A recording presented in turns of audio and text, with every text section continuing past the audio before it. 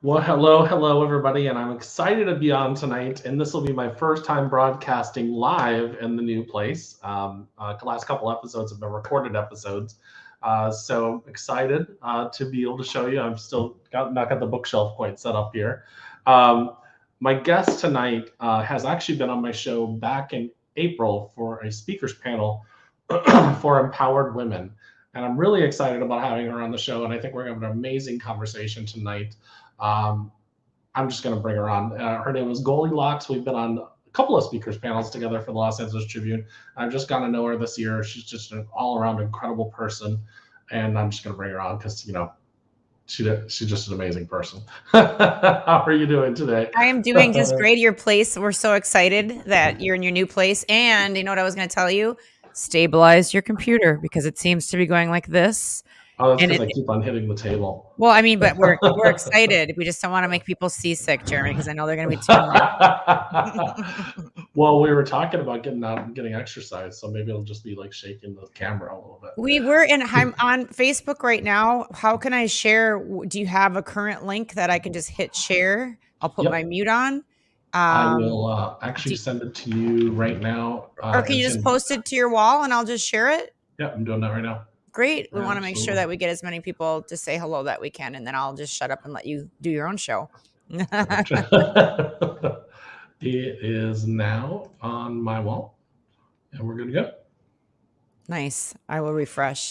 Well, I'm excited for whatever you've got cooking on today. Okay, here it is. Absolutely. Well, one of the things I was thinking about is that you've got, I love your message. You're always out there working, how do I say it, for humanity. And the one things I will tell everybody is Goldy has a band called the Goldy Locks Band. She is also a columnist for the Los Angeles Tribune. She was also just on a show called Cheapskates on TLC. She is also, I could keep on going. The list goes on with she's also does this, but I think that's incredible. I'm going to just throw it out there. What gives you the drive, the energy to do all the things that you do? I think some people are going to look at that as something positive, and then I get a lot of negativity on it too, which I just tell everybody, just shut up. I don't need your opinion weighing in. A lot of people get jealous of all the things that I do, and they say, you're all over there and you should focus on one thing, Jeremy, they'll say to me. And I'm like, you know what? I get bored with just one thing, and no offense, but I do a lot of things really well. And I know people listening and watching that can apply to them too. The other thing is with all of the things that I do, have you ever seen those people where they just have one thing? And I kind of get pooped out at they're just kind of hitting you over the head with that one MLM that they have or that one thing that they do. And it's like, it seems like I'm more interested when they post about their dog or their kids or something. And not that I'm not interested in their company, but it's just like, okay. I know you're a photographer, or I know you're this, or I know you're that. And I guess I like to jump around on things because I think people get pooped out of the same thing. The other thing is I've got massive attention deficit disorder, or not the hyper one so much. Maybe people would beg to differ, but I can't focus on just one thing for 8 or 10 hours. I can do two things, or 2-hour chunks. I can pretend I'm in school. Sometimes I like to just take the day to 8 to 10 hours and break it up into 3 things. You know what I mean? Like, I'm going to edit some photos for a couple hours because your hand gets tired. And then what are you going to do? Are you going to just keep pushing through on something that I don't have to? I'm self-employed. I'm my own boss. I give people 2 weeks for their photo shoots. So I like to chip away a little bit each day at something. And then when I get squirmy, I like to be able to go to something else that can make me money as well. But it's no different than you working your job and can't wait to get home and work on this stuff or your other passions, And I think that's important that people let other people do what they need to do to be happy and to make their money, and not just sit there and judge them. Because I have so many people that just say nasty things to me, and I'm just like, just be quiet. I turned that notification off, by the way. So it's not necessarily drive. It's I get tweaked out if I just do the same thing for too long. That makes a lot of sense. It's funny you should say that we're talking about this, because I just started a new job, and my I have this work, and then I have school, and I have, writing a book and all that other kind of stuff. And my new employer, my new boss, actually recognized in me that I get bored easily doing one thing, and I've only been there less than 2 weeks. And so I thought, and she said, that's a positive. It's not necessarily a bad thing. Oh, that's wonderful. What did she say after that? She says that's one of the reasons why I hired you, because you were going to be able to do what I need you to do, and you enjoy multitasking. You enjoy having multiple things going on, and I'm a lot like you. Like I got done working and I rested for a couple hours just to take a break, and then I went and I started doing homework, and then I'm coming on to do this, and then I'll probably do some editing when I get done before I go to bed. Isn't that fun? I think that that's fun, and I remember a guy in our band who was just this, we call him Beelzebub or whatever Satan's name was. We've got lots of different reincarnations of Satan that we've worked with over the years, but some we just call Satan. Beelzebub would wait until I was in a really great mood and we'd be out on the road. I would play Friday night, late, you sleep in Saturday, and then Saturday afternoon you hit some deli or salad bar or something, and he would just wait until everybody either got up to refill their salad or he had a moment with me, and he would just pounce to attack me. And I remember one lunch we were in Little Rock, Arkansas, and he was like, "So what are you trying to do on Instagram? I don't understand what you're trying to do. I mean, like, are you a singer? Are you a photographer? Like, are you a health fitness person? Like, I don't get it. Don't you think you're confusing everybody with what you do?" And I was just like, "Whoa, dude, like you need to like back off and find something to, I don't know, medication or I don't know what he needed, Jesus." Or I was just like, wow, you just have venom and hate for me. And then he quit the band, shortly after that. And then I saw his Instagram, months later, where he was doing photography and music. And I was just like, he was so jealous that I just put it out there. And you know what? I believe that you should put things out there and start and do the best job that you can. But I also believe that, which we'll get into what we were talking about with negative talk versus holding yourself accountable.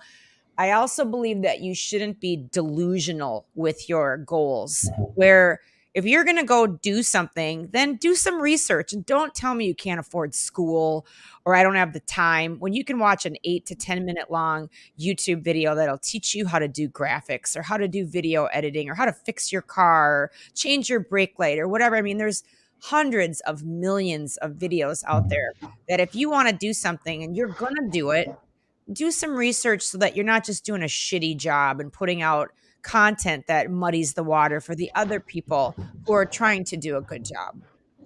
Yeah, I think what we're also saying is that yeah, all the positivity is great, except for the fact that you could use that to like hold yourself in a holding pattern, and everything is just wonderful. But underneath all that wonderful talk, all that rainbows and sunshine, you're really upset and you're not happy. And Well, so and as we so were talking about the shirt sizes, Jeremy, underneath all the positivity, sometimes you're still 600 pounds and you're going to die, and you're going to get, if you don't have already, diabetes or a limb amputated or liver or kidney or heart disease or a heart attack. And it's like, I don't want that for people that I love. And if you're watching this right now, then you're made of good things and we want you healthy. yeah, absolutely. Dan Hawkins says hello, by the way. Oh, hey, Dan. Dan's a positive and great guy who always shows up to the party supporting. He's got his own Danapalooza. He's got his own podcast, his own thing. He's a great guy. He's one of the people that we were just on the very Patreon chat that I was talking about. And somebody got on me for just negative talk. And I said, if I don't fit into the underwear that I have, then it's time for me to, if I need to call myself a name or do whatever, then I got to do that. Otherwise, I'll just sit and eat bonbons all day and say, you know what, Goldie, you're beautiful just the way that you are. I don't have the money right now to buy new drawers, Jeremy, nor should I have to. It's like, all right, you're 5 pounds over, you're creeping into 7, you're creeping into 10, and now I'm 14 pounds over all of the clothes that I have. Well, that's kind of a slap in God's face in a way. It's gluttony. It's taking things for granted. And I need to reel it in where it's like, it's time to start eating less every day. I'm just fine. Like people don't realize they could get by with 500 calories a day where they're, oh, that's starvation. No, it's not. Not if you're having 4 chicken breasts or 4-ounce fillets of cod and a bunch of greens and green beans and broccoli. And it just doesn't sound, as appetizing as running through the drive-thru or a burrito at Qdoba. But you really can eat some beautiful, clean, healthy foods. And in a month, you can drop 12, 15 pounds. And that's the healthy way to do it without bunches of skin and, loose skin, how you see people get that when they crash too hard on things. A month of reeling it in or 2 months of reeling it, or if you need more time than that, there's nothing wrong with that. And it's exercise and eating and drinking as much water as you can, so you got to be real with your self-talk and not just everything isn't just sunshine and roses all the time, or you start to fall into some dangerous habits with that too. But I am all for positivity. No, I mean, I agree. That's one of the things that Carl Jung talked about too. That's facing your shadow. Your shadow is that all that self-talk. It's like that, and it can be deceptive, oh, everything's great, you're healthy. But at the same time, what I've noticed, one of the reasons why I moved here in this area that I'm in is because I like to be out in nature a lot. I like to go for walks, and I work at home. So everything I do, my self-employment and my employment, is all in my house. So I can walk out and actually take walks in the morning before I start work. And I love it. And I can be out in nature and stuff like that. And of course, there's festivals that, I mentioned before we came on, there was a big bike festival this weekend. So I was having fun. I went out there and walked and looked at all the arts and crafts and all the people, all their bikes. And even though I will probably never drive a Harley, I still think they're cool. And it's one of those things where I think that, for me, my big thing health-wise was, of course, I gained weight through this last year and a half, but also I started feeling like my body wasn't as moving like it used to, and I've always been super active. Yep. So that's one of the reasons why I wanted to live here. I didn't want to live in a neighborhood where I had to drive to the park. I wanted to just walk across the street to the park. And I think that sometimes we have to put ourselves in a situation where we're just starting somewhere, And so no, absolutely. And I mean, I think that's great that you recognize that. I happen to live by like 3 gyms and I'm a member at all of them. And that's important to me. And when you're taking your walks and things, there's nothing to say you can't have a notepad out on your phone with the speak to talk. And, I've been writing articles and writing my book as well in that shape and manner. And sometimes it's just sitting outside by nature in a park, or I've got a feral puss named Senorita Puss, and she's always on a big stack of dirty wood with nails protruding and rust and whatnot. And sometimes I'll just sit my arse over by her and let her stare at me and write on my phone like that instead of being inside or being on a computer. It's no different. Like, find little ways, find little adjustments in your life so that you can do some things that really bring you some joy. Again, like, I don't have my full computer out with me, but I'm doing some work and I'm in nature by this little cat just brings me so much joy, and it's positive and it's not making me gain weight, or I'm not getting drunk talking to the cat, or I'm not, I'm not indulging in a gambling habit or something like that. Like, find some things in your life that are healthy for you, and do hell or high water what it takes to get that. If that means that you need to move across the state or whatever to this place by a park, then do that. I mean, do it. I know financially some people are bound to certain things, but then find something else that you can do that brings you positive, clean joy, as I say. Like, because some people will be like, oh, I'm gonna go hit the strip club every night. I'm like, your wife probably wouldn't appreciate that, but find something clean and good that brings you joy. Well, I call those positive addictions. Okay, fair enough. And because we all have addictions no matter what. And yes. And so why not focus in on positive addictions, things that bring you joy, like this feral cat. And it's like, it's funny because like just being next to water makes me happy. And so really, so I've always had a dream to live either on a lake, a river, or the beach. So I'm finally living when I wake up in the morning and there's a river literally right out my bedroom window. Oh, that makes me happy for you. So one of the things I will tell people too, and I don't know if you agree, is sometimes we hold ourselves back from making decisions because we're like, oh, I can't do this. And it doesn't have to necessarily be moving by a river, but it's like we'll hold on to jobs that we're miserable in. Instead of going to do something that might make us a little happy because we're scared because this Yeah, is, sure. and I get that. I totally do. But I don't think that, Goldie, you've had the successes that you've had in your life, or the things that you've done in your life without taking leaps of faith. Very So. much so. And I will say though, because I've taken huge leaps of faith and I've been bankrupt, I've fallen on my face, I've traveled cross country in the middle of the night to just get out of abusive situations. I've done all that. And I've also been really blessed. I've also had a lot of people see that I was sincere and true and raw and who have helped me, so I've had a very hard life, a very abusive life, but I've also had a very, what's the word that I'm looking for when you're charmed. I've had a very charmed life as well, where a lot of people have helped me, and I wouldn't have anything that I have today without the gifts from people or benefactors or supporters. I know that. Like, I'm not delusional thinking that, oh, it's all me and I just went for it. Oh, by God, no, it's not.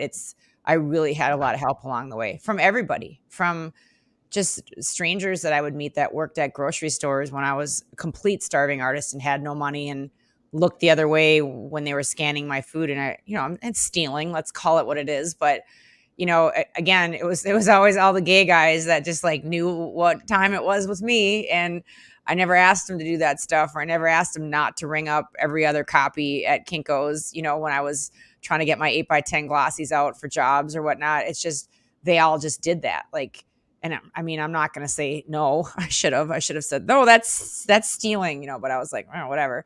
As long as they didn't get in trouble for it or something like that, I was cool with it. But I've gotten to where I've gotten because of so many people were so good to me. So many people, from, like I said, the people at the photo lab to Kinko's to the grocery store to the market to wherever. Somebody was always figuring out a way that something scanned on sale or not at all. Do you think too that that's also that God puts angels in our life at the right and perfect time? A lot of thief angels. Yes. Yeah. No, I do.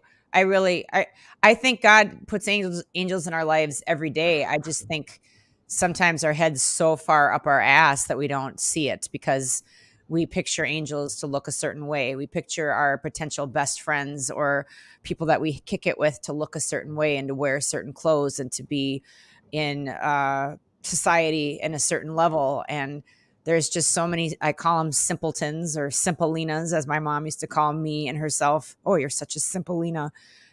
There's so many simpolinas roaming the earth that, maybe they have OCD, or they've got some other compulsive disorder, or they could have Tourette's, and we would look at them but we don't realize that they're very special people that want to be our friends. And when I do motivational talks to kids, which I've done for years and years and years in schools, kindergarten through college, through chemical dependency centers, I always tell people, pick your friends by who honestly picks you. Who's showing up and who is really interested. Like I'm busy tonight, Jeremy. Like, I've got shit to do. But when you ask me, will you come be on my show? Then I drop what I've got and I rearrange things because you're a friend. You're somebody that I've met who's been good to me. You have shared my content without me asking. You have supported. You've done nice things for me. So, are you who I would envision going to the mall with or getting a manicure and pedicure with? I don't know. Maybe, maybe not. But the point is I pick my friends by who is showing me favor, and stop chasing around to the people who you all know are not. If somebody's not returning your calls or your texts, or you don't hear from them unless you initiate that, piss off. Find the people that are. Those are the people who are deserving of your time. They'll make way better friends, I promise you. I do need a manicure. Just I'm saying. I love going with my guy friends. I love going with all my guy friends and getting it just because I think it's fun. And I love, especially all my straight guy friends. I'm always like, you're nasty. And then you got ratty feet. And please don't ever wear thongs and go into any store looking like that. And they're like, oh, I could never go. And then once they go, they're like addicted. They're like, can we go again sometime? I'm like, yeah, that's what I thought. You wouldn't want somebody poking on them and, making things nice. It's Oh yeah, wonderful. I've done that before. I've taken my straight male friends to get manicures and pedicures. They're like, "Well, this is as bad as I thought it was going to be." I was like, "What did you Oh, think was going to happen? They were going to torture you?" yeah, exactly. No, it's nice. I like Addictions can cloud the mind of joy.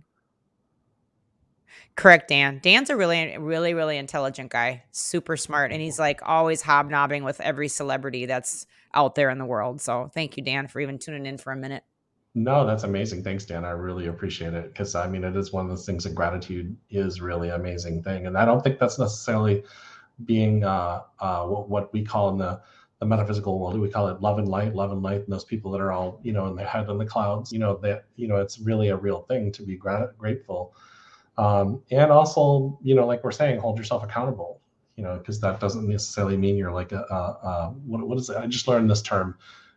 Pollyanna. Have you ever heard that term before? Oh, my mom was constantly talking about Pollyanna, constantly. And my dad would call her Pollyanna, and he would say, oh, your mother, she wears rose-colored sunglasses, and she was terminally ill. I'm like, yeah, Dad, she's got a terminal Oh, illness. wow, Let her yeah, live.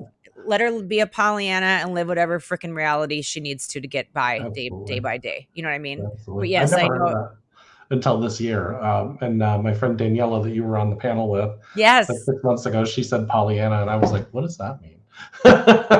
She had to explain it to me. You know what? It's a great term, and there's plenty of people that are out there like that. And I mean, I force myself to be positive and to be in a good mood, but like I take after my dad, who's like the biggest Debbie Downer, cynical, negative, just like. And I told my dad, like, I think a year or two after my mom died, I think we were running around Target, and I got to giggling, how when you start thinking about something, and I said, Dad, you know what Mom used to call you?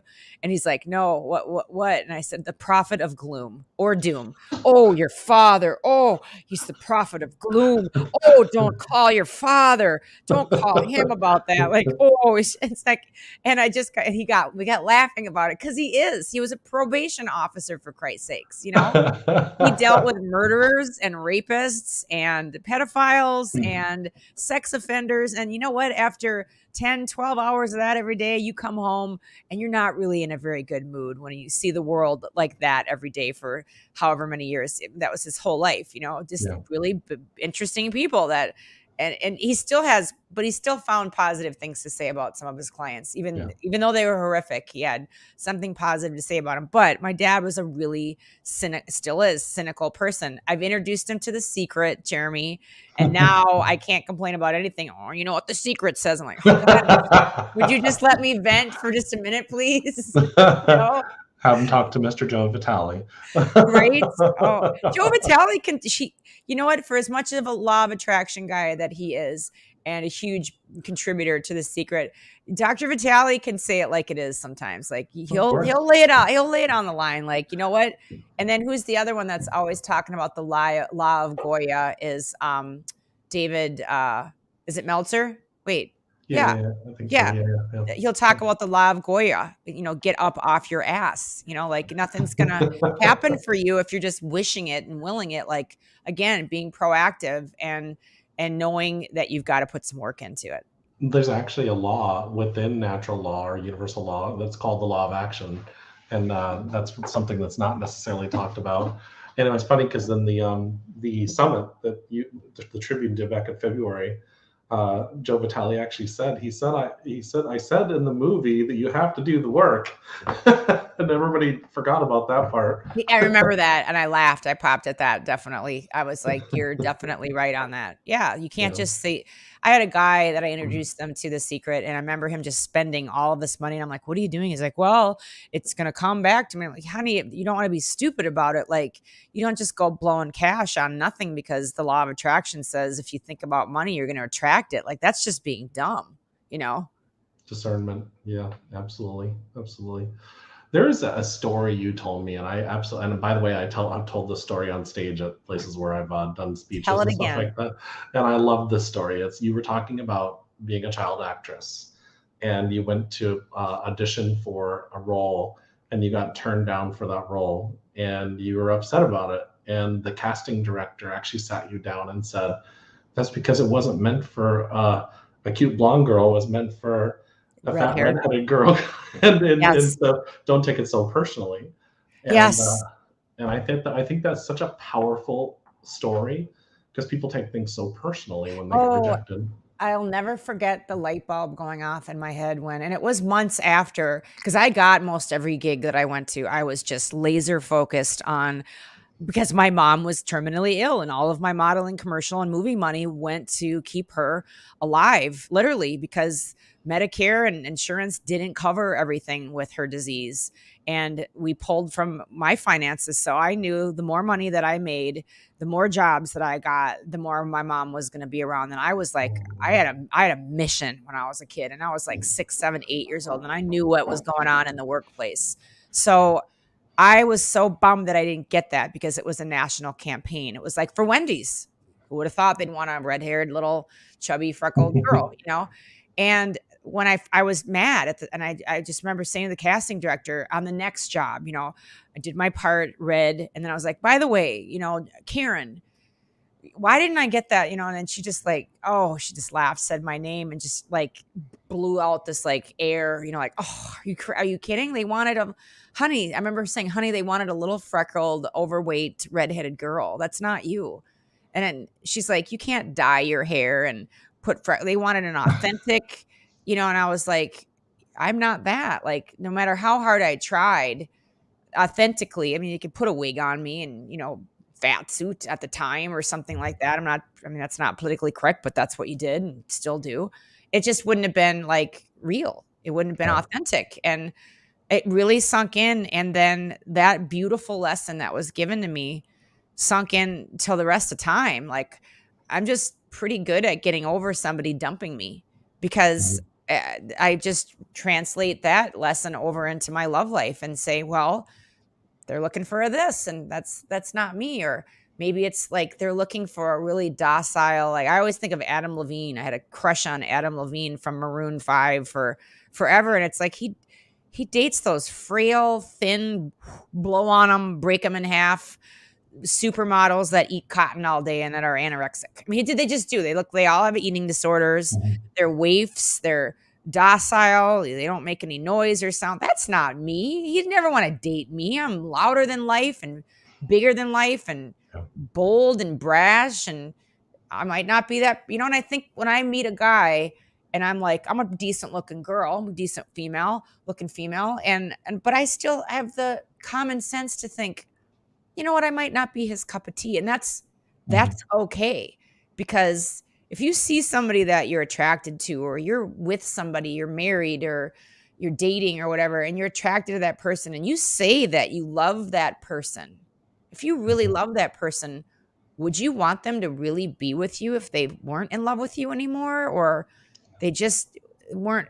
I would want to be set free, Jeremy. I would want to be set free so that I can find somebody who does want what I am. And I would want them to be able to go out and find what it is that they need and they're looking for. And I always say to whoever I'm dating, to the guys, as long as you honor me and you respect me and don't cheat on me behind my back or give me a disease that I can't reverse, or just be respectful, you can always come to me and the door is always open to leave. Like, you are free to go at any time, because I don't want somebody at this stage in my life that doesn't want me for who I am.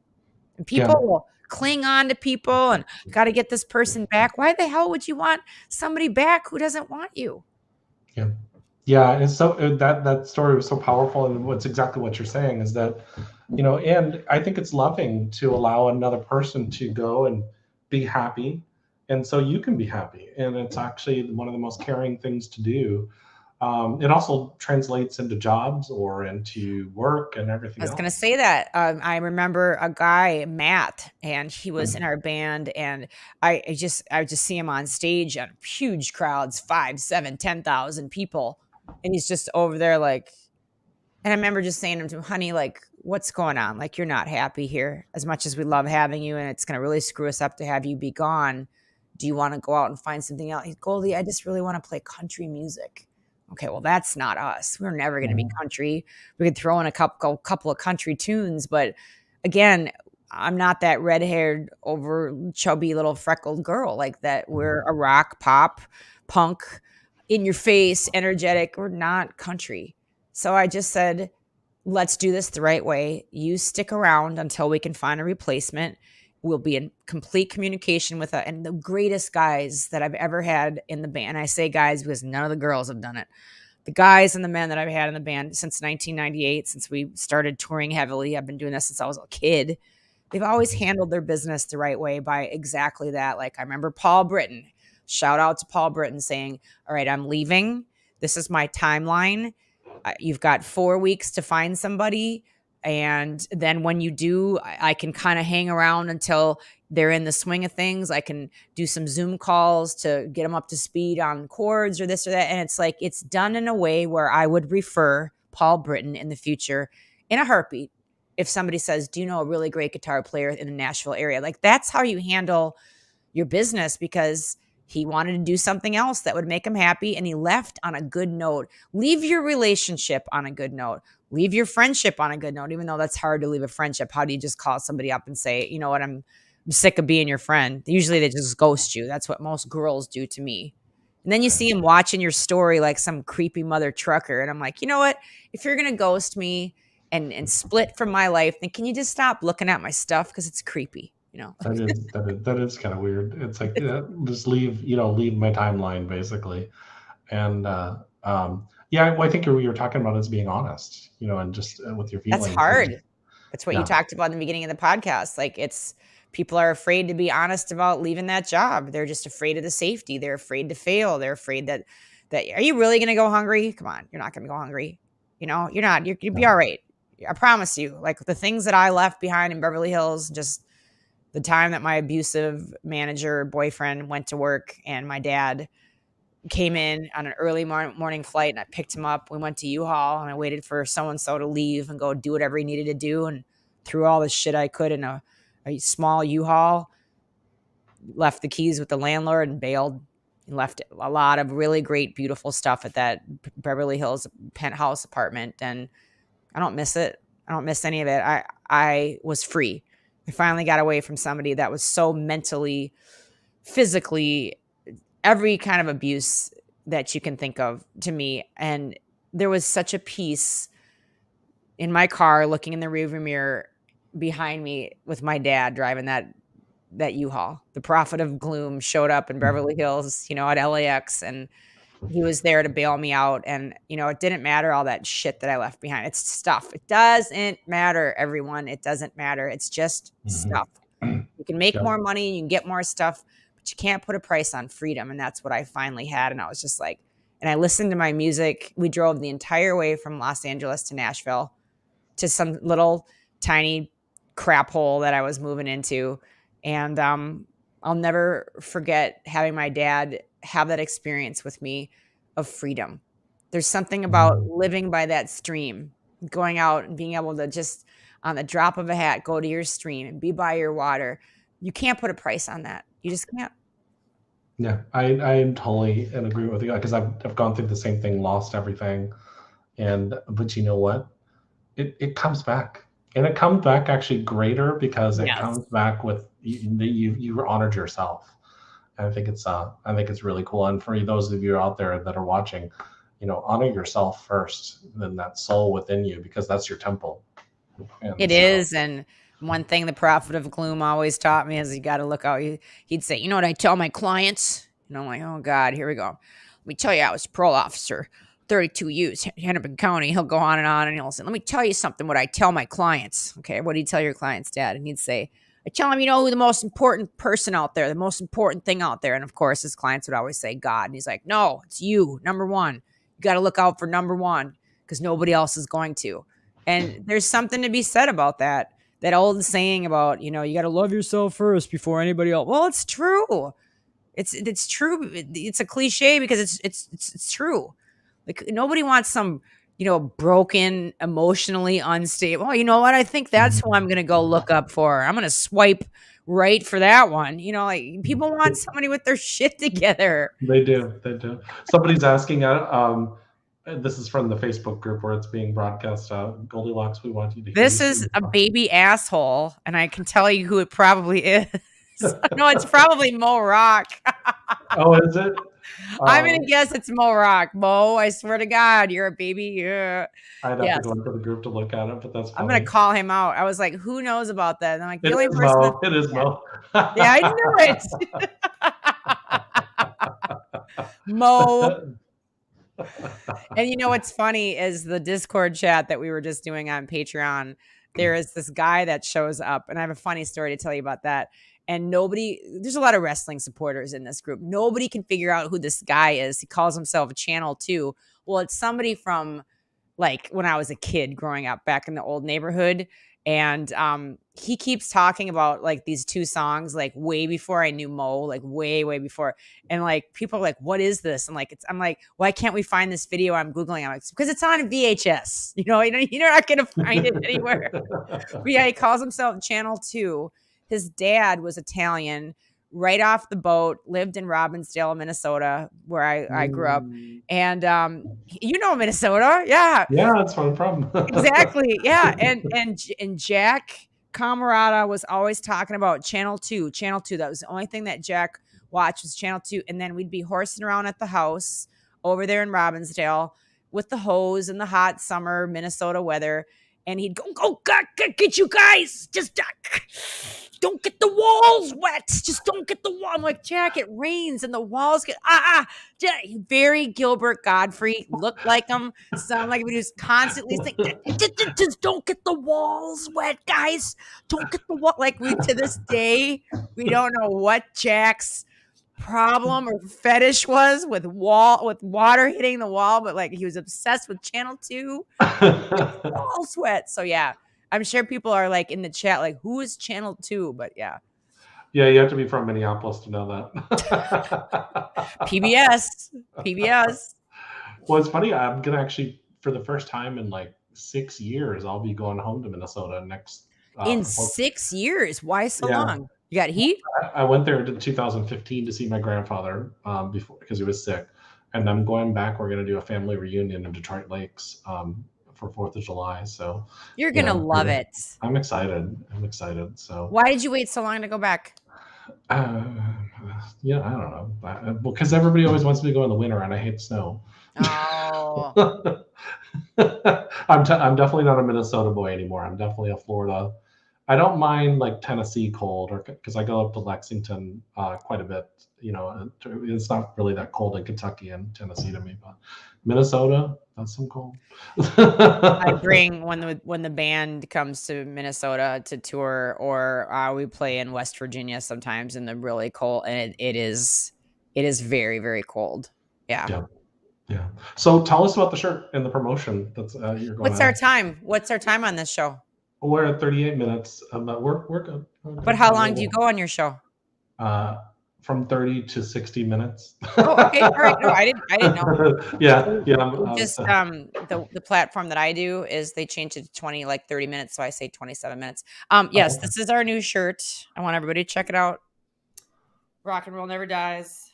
And it's us, the band, and we're little skulls. I don't know if you can see this. I got to watch out because I'm not wearing pants. It's hot. That's not meant to be like overly sexual or anything like that, but it's hot outside, and I don't like to run the AC, so I'm always pantsless. Do have my drawers, thank you. This shirt is our fundraiser.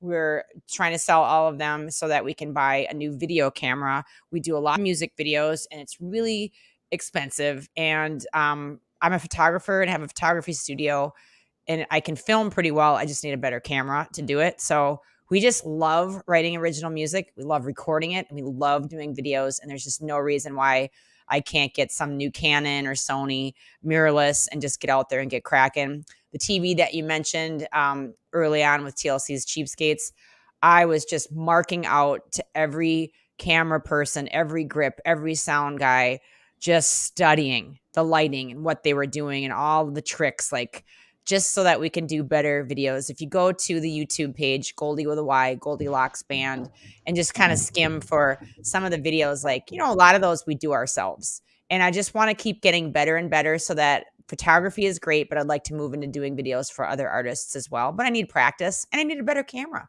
So check these out.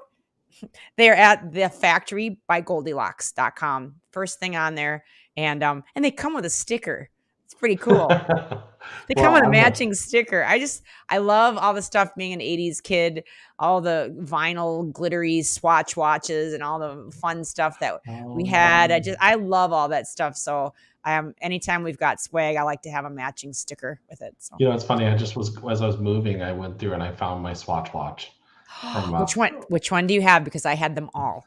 It was like this little gray and white. I can't remember. I'd have to go get it, but the print on it was gray. It was black, gray, and white, and it had a print on it. And it was my mom got it for me in like 1989 because I'd wanted one for so long.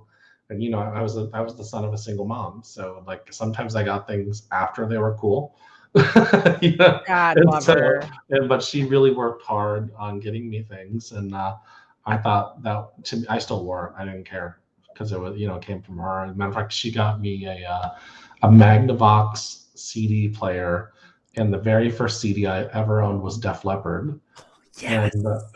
And of course I listened to that over and over and over. And over. God love her. Don't they do the best job that they can? All single parents do. They really do. They really do. So any last minute advice that you want to give, or any last thing you want to say before we kind of end the show? Last minute advice. I always think about things like that. I got on a real big rant today and I've got so many, and I know Mo is gone, but he's not here anymore, but I've got like probably 12 articles for the Los Angeles Tribune that are like almost completely written, and I just need to like summarize them and close them up and get pictures and everything. But today I leave you on this advice, which is I got mad because we got some t-shirt orders and I can't find the stickers because they're in the t-shirt bin in our bus, buried at the very bottom of everything in the back where all the PA is now in front because we did our own lights and sound the last weekend and we were all too tired. We have a rule. I have a rule that is no matter how tired you are, whatever's going on, that we unload the bus immediately from pulling in. Before you get in your cars and everything, we just unload the bus into the trailer and into the storage so that everything is in its place, because it always hits the fan and it's always on yours truly. And I can't physically lift that stuff. So once you know, we get t-shirt orders in today and I can't get to the stickers because I didn't follow my rule. And the article in the Los Angeles Tribune that I'm going to put out it's about sticking to your guns. And even though you have rules, when people are pushing you and poking at you to just like, oh, it's okay, Jeremy. Oh, you don't need to. If you have implemented a rule, chances are there's a really good reason why you did it. And it seems like every time I negate on my rule, it hits the fan. And I'm like, why didn't I listen to myself? So my advice for people is do create rules that will help you or your family or your small business or as an entrepreneur. Create the rules because you see this problem occurring over and over and you're like, you know what? There's going to be a little bin by the door that we all put our keys in because I'm tired of everybody losing their keys. Or in our tour bus, there is a little wire thing that sits up on a shelf like a bin. And so help me God, you put your house keys and your car keys in that bin, not in your bag or your backpack or your gig bag, or because it's going to get lost. And then who's driving 8 hours back to some venue in the middle of the night to some drunk, owner of whatever, because why did you bring your car keys with you? So we've got all these rules because bad things have happened. And so when they're like, oh no, I'll just put my keys in your bag. No, you're not. Give them to me right now. They're going to go in the bin so that when we roll in, everybody's stuff is there. You're not tired looking for it.